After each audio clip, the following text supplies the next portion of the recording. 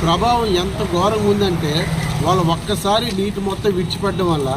ఇచ్చాపురం దిగువనున్న ప్రతి పొలానికి కాకుండా ప్రతి విషయం కూడా మాకు ఇబ్బంది ఎలా ఉంటుందంటే రాకపోకలు కొత్తగా వల్ల మనం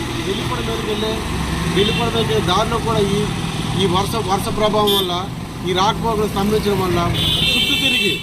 మినిమం 5 to 7 కిలోమీటర్లు తిరిగి వెళ్ళడం వల్ల ప్రజలు ఇబ్బంది పడుతున్నారు. అదేవిధంగా ఒరిస్సాకి ఆనుకుని ఉన్న మన ప్రాంతానికి ఆనుకున్న ఒరిస్సా ప్రాంత వాసులు కూడా చాలా ఇబ్బంది పడుతున్నారు. దానికి తగ్గట్టుగా ఇచ్చాపురం నియోజకవర్గంలో ఉన్న మనకు కానీ ఒక మంచి